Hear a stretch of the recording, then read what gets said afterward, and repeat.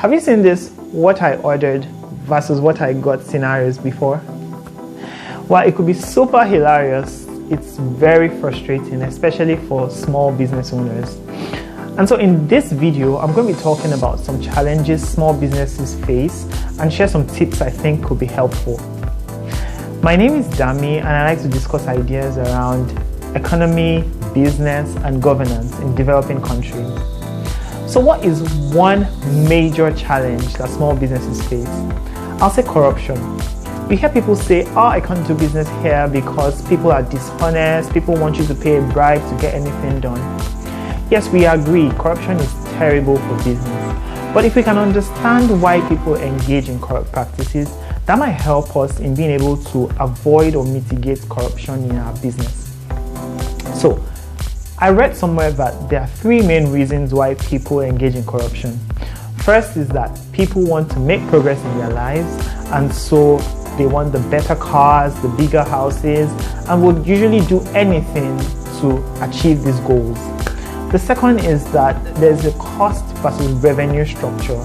And so, for example, a person who has a cost of $300 per month but earns only $100 would be more prone to do anything to cover that cost, even if it has to be a corrupt practice. The third is that people make a mental calculation and they say, if I break the law or do something corrupt, what do I stand to lose compared to if I didn't do it?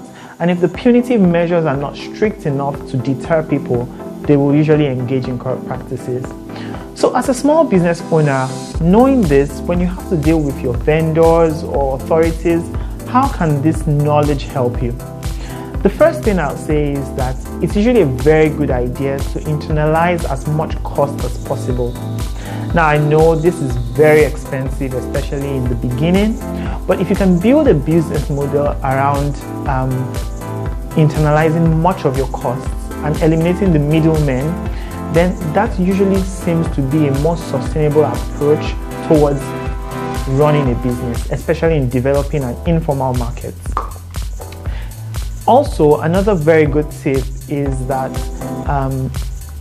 try to leverage more structured systems. So what I mean by this is, if it's possible to get a memorandum of understanding between you and your vendor, something that can be pursued legally, that's usually a very good idea. And also, if you can work with vendors that have maybe a social media presence or public face, that usually seems to help a lot, especially in times when there's a default.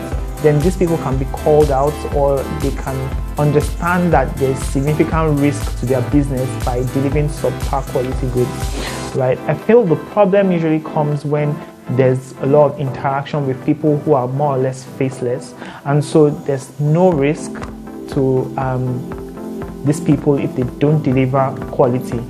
So but for an established brand, for example, they will do anything to avoid the bad publicity. So as a small business owner, the more you lean towards more structured systems, the better for you. And when dealing with authorities, for example, a strategy I think works well is when you leverage associations. So if you see people who are in your same business, there's an association of people who provide the same service, it's usually a good idea to go through those people to get whatever documents, whatever certifications or licenses you need from the authorities, because then there's enough economic power from the association of businesses to withstand some of the corrupt practices that the government officials or the regulatory bodies would like to get involved in.